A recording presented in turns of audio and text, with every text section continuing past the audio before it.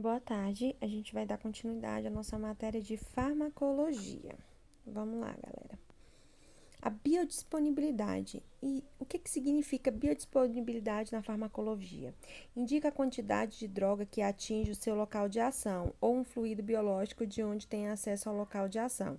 É uma fração de droga que chega à circulação sistêmica. A bioequivalência é a equivalência farmacêutica entre dois produtos, ou seja, dois produtos são bioequivalentes quando possuem os mesmos princípios ativos, dose e via de administração, e apresentam estaticamente a mesma potência. Então, quer dizer o quê? Que é dois produtos que são diferentes, mas que têm um mecanismo de ação igual. Por exemplo, vamos dar um exemplo. A gente tem a ranitidina e a cimetidina. São dois protetores gástricos, né? Utilizados para tirar a azia, dor no estômago, que às vezes até a própria medicação faz, né? E são medicamentos diferentes, mas que têm a mesma ação no organismo. A distribuição é a passagem de um fármaco da corrente sanguínea para o tecido.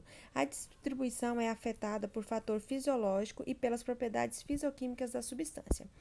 Os fármacos poucos lipossolúveis, por exemplo, possuem baixa capacidade de penetrar membranas biológicas, sofrendo assim restrições em sua distribuição. Já as substâncias muito lipossolúveis podem se acumular em regiões de tecido adiposo, prolongando a permanência do fármaco no organismo. Além disso, a ligação às proteínas plasmáticas podem alterar a distribuição dos fármacos, pois pode limitar o acesso a locais de sua ação intracelular. Então, a distribuição desse medicamento no nosso organismo ele vai depender muito, por exemplo, da nossa situação fisiológica, de como está nosso organismo. Um paciente que ele é acamado, né, que ele vai ter uma peristalte bem mais diminuída do que um paciente que é ativo, provavelmente a distribuição dessa medicação ela vai ser mais lenta. A gente sabe disso. A gente tem a biotransformação ou metabolismo, é a transformação do fármaco em outra substância por meio de alterações químicas, geralmente sob a ação de enzimas inespecíficas. A biotransformação ocorre principalmente no fígado, nos rins, nos pulmões e nos tecidos nervosos.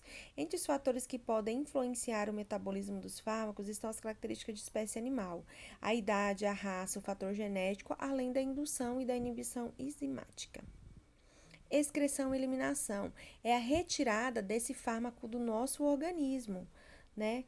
Então, quer dizer o quê? É o momento, por exemplo, a gente sabe que a gente despreza medicação, alimentos, substâncias químicas, né? Na urina, né?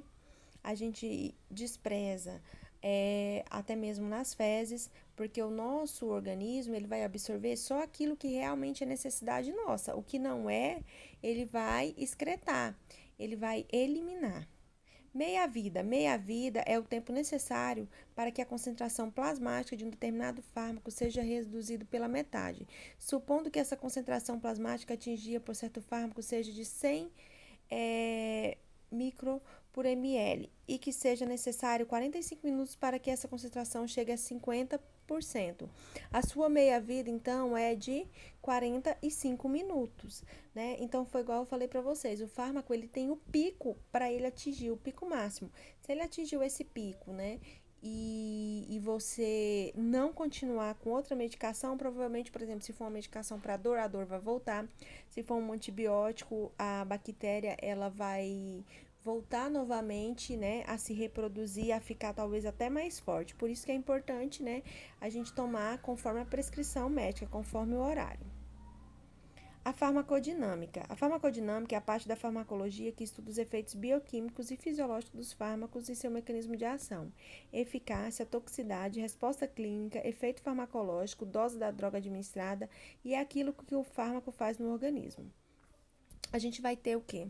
Vários tipos de formas farmacêuticas. Então, significa o que forma farmacêutica? É a forma que o medicamento ele se apresenta. Ele pode se apresentar como dráugenas, comprimido, pomada, pó, líquido, né, oleoso.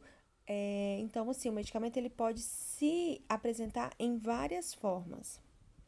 A composição das formas farmacêuticas, a gente vai ter o princípio ativo, que é a principal substância ou forma farmacêutica, pois é responsável pelo efeito farmacológico.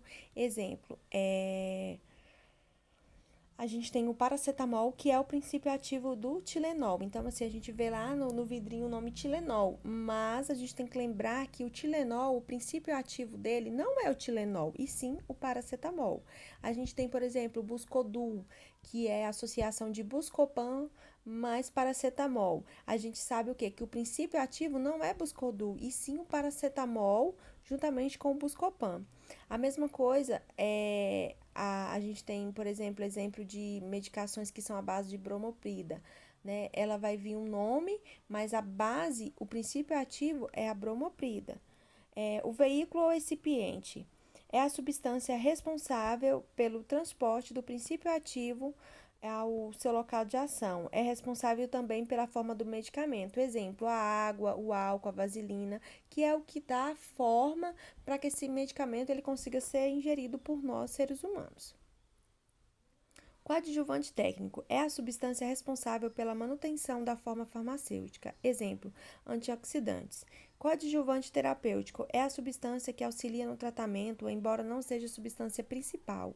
Princípio ativo. Exemplo, a cafeína. Edulcorante é a substância responsável por mascarar odores, sabores desagradáveis em uma forma farmacêutica. Exemplos aromatizantes. Por exemplo, aqueles xaropinhos que vêm com sabor de cereja. Eles são aromatizados para que, né, a criança ela consiga ingerir com mais facilidade essa medicação. A gente tem também os conservantes, né, que é uma substância responsável para deixar com que esse medicamento ele se conserve, né, por mais tempo, que ele não se perda, né, para que mantenha a integridade do medicamento.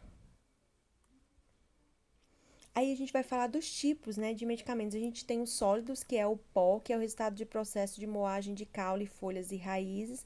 Aí eu coloquei aqui o desenho dos comprimidinhos com os pós.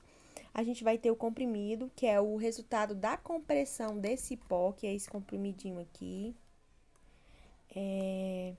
A gente vai ter as dragas, que é o comprimido revestido, que ele é mais indicado, por exemplo, para pacientes que têm problemas estomacais, como úlcera, gastrite, e também para antibióticos, né? Porque ele não agride tanto a flora intestinal.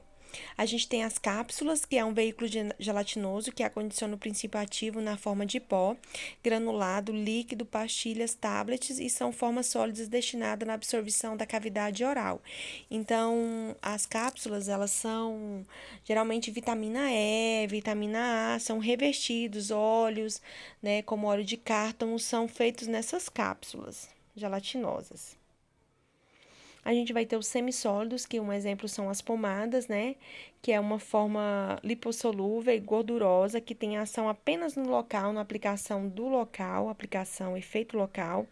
A gente vai ter o gel, que é a forma semissólida, que apresenta o veículo como hidrossolúvel. Então, vocês lembram, lipossolúvel, ele é o quê? Ele não é solúvel à água, ele não separa da água. Ele não, aliás, ele não se mistura da água, né? Ele se separa da água. E o gel, que é hidrossolúvel, quer dizer o quê? Que é solúvel em água, que ele se mistura à água. E também tem efeito somente no local da aplicação, assim como a pomada. A gente vai ter o creme, que é em forma farmacêutica, que apresenta um veículo de boa absorção, que garante maior penetração pelas camadas da pele, atingindo o sangue, o efeito sistêmico. Né? A gente vai ter as pastas, né, que são pastosas e apresentam 25% a mais de pó em sua composição. Então, aí eu dei um exemplo aqui, a pasta d'água que a gente utiliza em queimaduras, né? E um exemplo de um creme, que é o Cetaphil, né? Que não é um creme cosmético, e sim é como se fosse uma forma medicamentosa mesmo. A gente vai ter eles em apresentações líquidas, né? Que são destinadas para uso oral, que são compostos por água, sacarose e o princípio ativo, que é um exemplo dos xaropes que a gente toma, xarope para tosse, né? A gente vai ter as soluções tópicas, que é uma mistura homogênica do princípio ativo e seu diluente. O exemplo são os colírios, os descongestionantes nasais, antimicóticos. Aí eu botei um exemplozinho de um colírio. A gente vai ter a suspensão, que são misturas heterogêneas de um princípio ativo insolúvel ao diluente. que ficam suspensas em um meio líquido. Um exemplo, a gente tem aqueles antibióticos que vêm em um pozinho, que você mistura com a água. E a gente tem também, por exemplo, esses pozinhos de chazinho para gripe. A gente tem esses pozinhos que são para o estômago, como estomazil. E a gente tem também as tituras, né, que são formas líquidas em que o veículo é o álcool. A gente tem, por exemplo, o álcool iodado e a tintura de iodo. A gente vai ter os limentos, que são preparações líquidas em um veículo, e o óleo são utilizados para massagem. A gente vai ter os coluntórios, que são soluções destinadas à higiene orofaringe, como por exemplo a clorexidina aquosa. E a gente vai ter os gasosos, que são os gases que a gente usa, como oxigênio, alotano, que é um anestésico inalatório. É, Então, gente, por enquanto é só isso e a gente vai dar continuidade na próxima aula. Qualquer dúvida, eu estou à disposição.